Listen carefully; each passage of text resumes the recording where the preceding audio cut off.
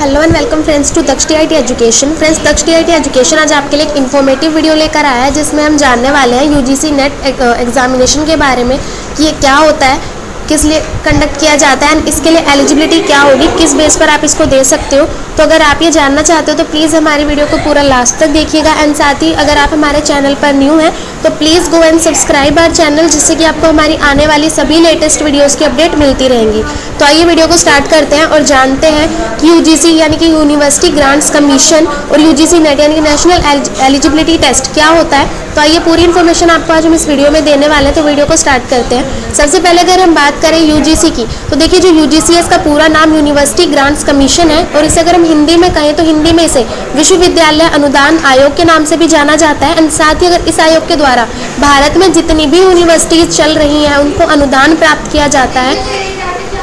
प्रदान किया जाता है एंड इन सभी यूनिवर्सिटीज़ को यूजीसी द्वारा निर्धारित की गई जितनी भी नीतियाँ, जितने भी कानून उन्होंने बनाए हैं वो सभी निर्धारित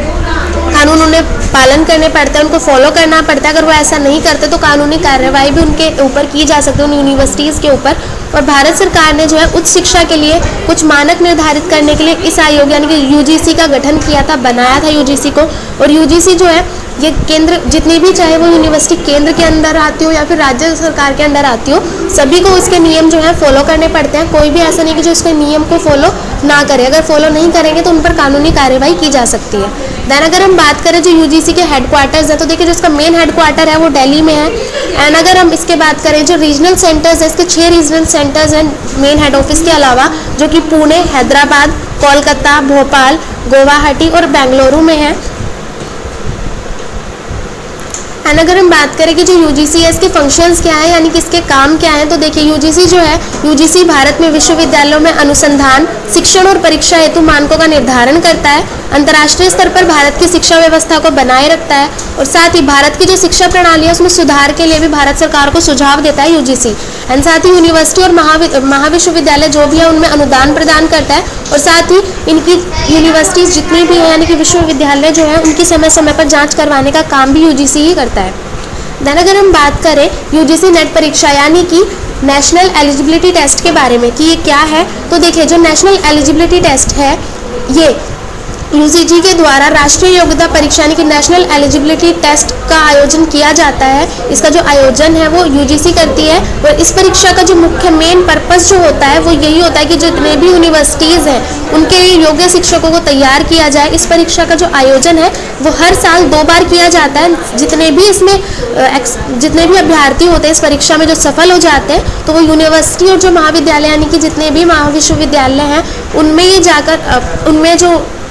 प्रोफेसर या लेक्चरार के जो पद होते हैं उनके लिए ये अप्लाई कर सकते हैं अगर वो इस एग्ज़ाम को क्लियर कर लेते हैं तो। देन अगर हम बात करें कि इसके लिए क्वालिफिकेशन क्या होती है, तो देखिए अगर हम इसमें क्वालिफिकेशन की बात करें तो जो भी उम्मीदवार इसके लिए अप्लाई करता है वो ज़रूरी है कि किसी भी मान्यता प्राप्त यूनिवर्सिटी से ग्रेजुएशन की हो उसने, साथ ही उसके जो है जब उसने ग्रेजुएशन की थी तो यूनिवर्सिटी में उसके मिनिमम 55% मार्क्स उसके आए हो। एंड अगर जो उसका जो पोस्ट ग्रेजुएशन की जो डिग्री है नेट एग्जाम के लिए सबसे ज़्यादा मोस्ट इंपॉर्टेंट होती है ये, तो उसके पास ये डिग्री होना बहुत ज़्यादा ज़रूरी है। एंड साथ ही अगर हम बात करें कि जो पोस्ट ग्रेजुएशन के अंतिम अगर जो स्टूडेंट जो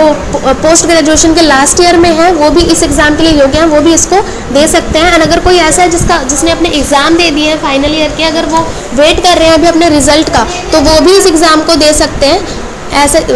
अगर आप भी देना चाहते हो एंड अगर आपने फाइनल ईयर अभी क्लियर किया है या फिर आप अभी अपने रिजल्ट का वेट कर रहे हो एंड अगर आप इस चीज़ के लिए एलिजिबल होते हो तो आप इस चीज़ के लिए अप्लाई आप कर सकते हो। देन अगर हम बात करें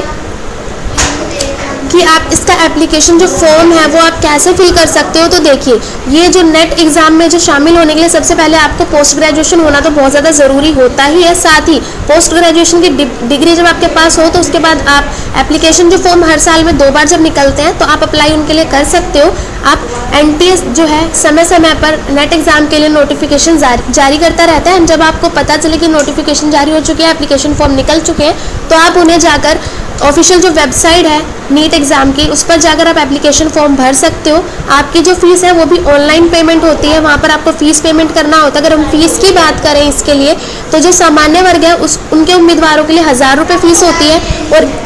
जो हमारे जनरल EVS OBSC उम्मीदवार जो भी होते हैं, जो भी देना चाहते हैं वो एग्ज़ाम, तो उनके लिए जो फीस है एग्ज़ाम की वो 500 रुपये यानी कि 500 होती है। साथ ही अगर हम SC ST और PW उम्मीदवारों की बात करें तो उनके लिए जो फीस है वो 250 रुपये रखी गई है।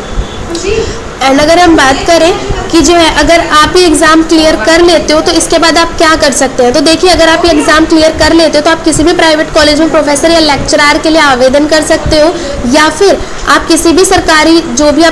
भी सरकारी कॉलेज अगर उनमें कोई प्रोफेसर के लिए भर्ती निकलती है तो आप उसमें भी आवेदन कर सकते हो पोस्ट के लिए। एंड साथ ही आप खुद का कोचिंग सेंटर खोल सकते हो या फिर आप नेट एग्ज़ाम की तैयारी करवा सकते हो ऑनलाइन या ऑफलाइन किसी भी मोड से। एंड साथ ही अगर हम बात करें कि नेट एग्ज़ाम पास करने के बाद आप PhD करके आगे की पढ़ाई भी कर सकते हो। तो आई होप फ्रेंड्स आपको हमारी इस वीडियो से पूरी इन्फॉर्मेशन मिली होगी UGC नेट एग्ज़ाम के बारे में। अगर आपको हमारी ये वीडियो अच्छी लगी तो प्लीज़ हमारी वीडियो को लाइक कीजिएगा, शेयर कीजिएगा एंड साथ ही हमारे चैनल को सब्सक्राइब ज़रूर कर लीजिएगा, जिससे कि आपको हमारी आने वाली सभी लेटेस्ट वीडियोज़ की अपडेट मिलती रहे।